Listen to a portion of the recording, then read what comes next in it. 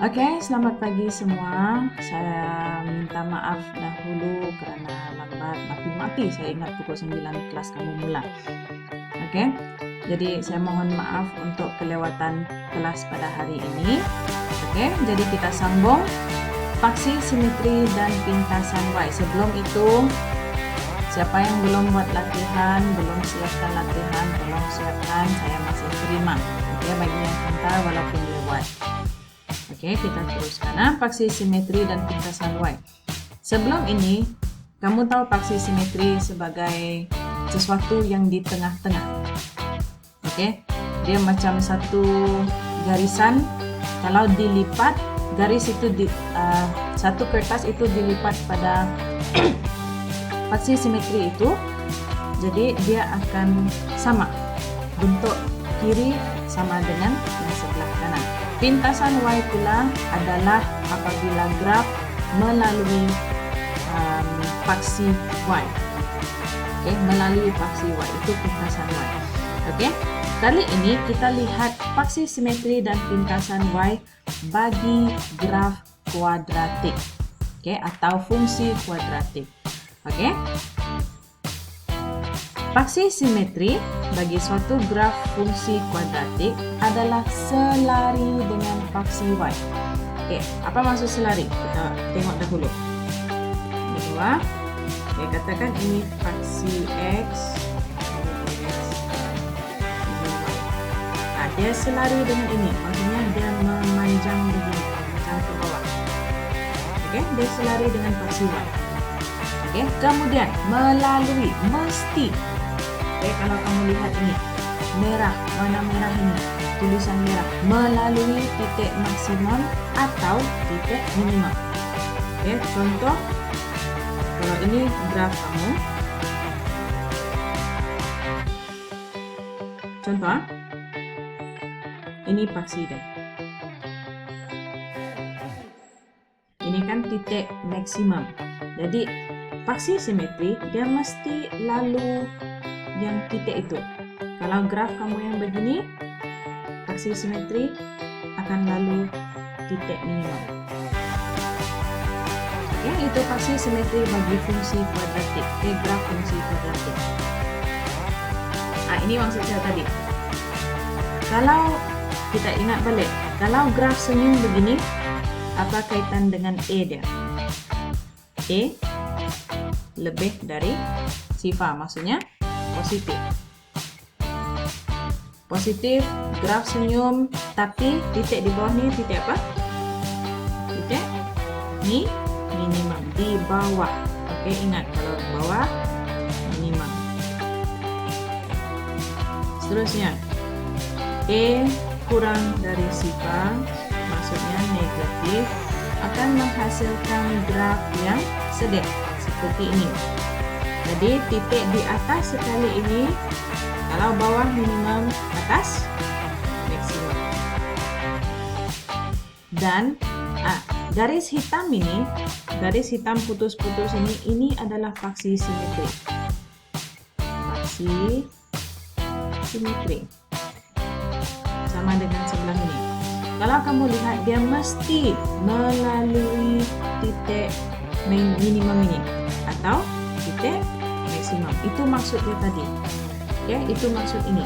Dia mesti melalui titik maksimum atau titik minimum. Oke, boleh setakat ini kita sambung. Andai kata tidak ada graf, dia hanya bagi satu fungsi seperti ini. Oke, dia hanya bagi satu fungsi. Ada rumus untuk kamu cari faksi simetri. Oke, X sama dengan negatif B bahagi 2E. Oke, negatif B bahagi 2E. Di mana kamu dapat B, di mana kamu dapat E? Masih ingat yang bentuk am? Bentuk am? E, X kuasa 2 tambah B, X tambah C. Ini E dia, cuma kamu perlu darab 2. 2 darab E dan ambil B. Ini B. Oke, contoh 1. Diberi fungsi kuadratik ini dan kamu diminta untuk mencari persamaan faksi simetri. Jadi, terus daripada fungsi kuadratik, dapatkan nilai A. A sama dengan 2. B sama dengan 4. C belum ada kaitan. Nanti kita akan tengok apa maksud C. Oke, jadi persamaan paksi simetri tadi X sama dengan negatif B per 2A. Negatif bekal sama B, ambil daripada ini. 4 per 2 darab E. E berapa? 2. Jadi masih negatif 4 per 2 darab 2, 4 per 4, X sama dengan negatif 1. Jadi persamaan paksi simetri bagi fungsi kuadratik ini persamaan paksi simetri kamu.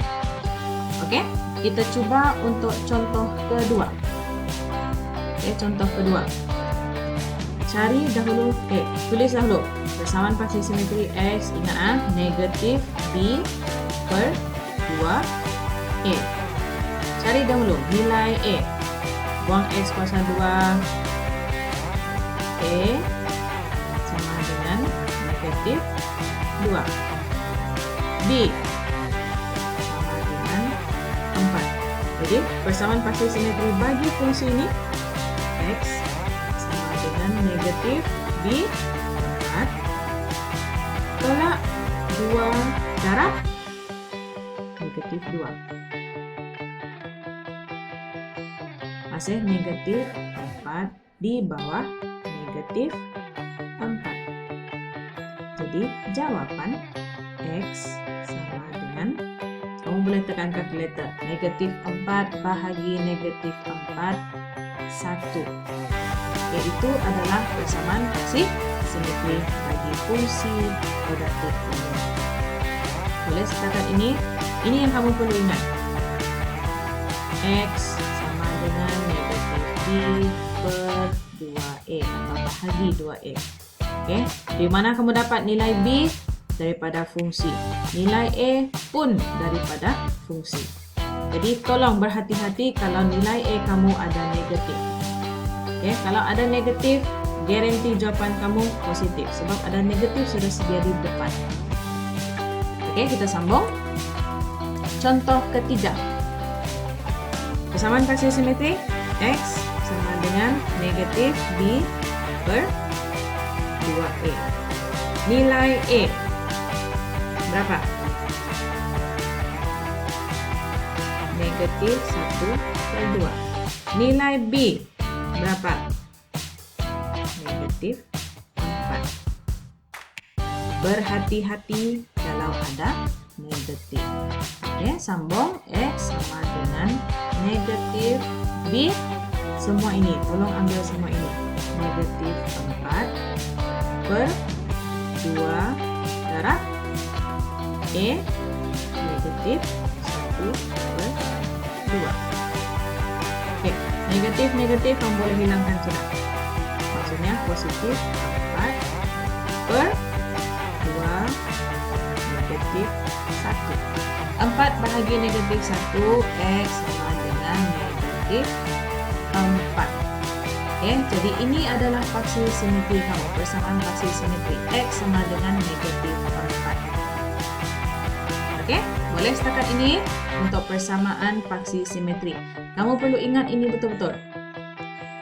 Oke, so kadang-kadang mereka boleh bagi fungsi seperti ini sahaja, tidak ada graf. Dan dorang minta kamu cari paksi simetri. Ingat fungsi, persamaan ini. X sama dengan negatif B per 2E. Oke, kadang-kadang mereka boleh bagi graf, tapi tetap juga nak kamu cari paksi simetri. Oke, kita teruskan. Oke, ini kalau mereka bagi graf dan mereka bagi titik maksimum atau titik minimum. Oke, contoh saya bagi ini.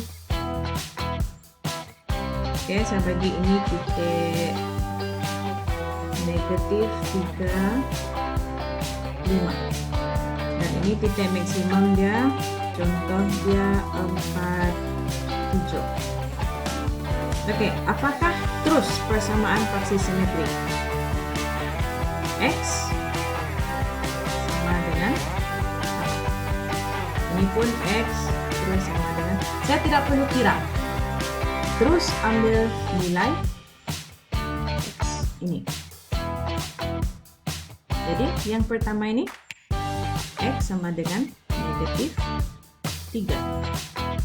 Kemudian yang ini X sama dengan, terus ambil 4. Oke, karena masih ingat tadi apa maksud paksi simetri? Dia mesti melalui titik maksimum atau titik minimum. Dan dia selari dengan paksi Y. Kalau selari dengan paksi Y, maksudnya kamu punya persamaan garis itu bermula dengan X. X sama dengan, terus ambil nilai X. X sama dengan ambil nilai X untuk titik maksimum atau titik minimum. Oke, saya bagi satu lagi contoh. Katakan ini adalah 5 negatif 2. Yang ini 4 negatif 4. Jadi, apakah persamaan paksi simetri? X sama dengan, terus ambil nilai X. X sama dengan 5. Ini pun sama, nombor sama. X sama dengan 4. Ambil nilai X. Oke, sambung. Negatif 4, negatif 7. Negatif 1, 5. Paksi simetri X sama dengan nilai X negatif 4. Paksi simetri X sama dengan negatif 1. Oke, boleh sertakan ini untuk paksi simetri. Oke, kita sambung dengan pintasan Y. Oke, pintasan Y. Di sini diberi fungsi kuadratik, oke, fungsi bentuk kuadratik, maksudnya AX kuasa 2 tambah BX tambah C. C ini itu adalah pintasan Y kamu. Oke, kadang-kadang C diberi atau C tidak diberi. Bila nilai C tidak diberi, itu yang kamu perlu cari. Oke, kamu lihat contoh graf yang pertama ini. Contoh graf yang pertama, di manakah C? Manakah C? Oke, untuk graf dia bukan lagi graf X ini Y, bukan. Untuk fungsi kuadratik ini masih sama X, ini masih sama. Tetapi yang paksi Y ini, paksi Y gunakan ini. Oke, F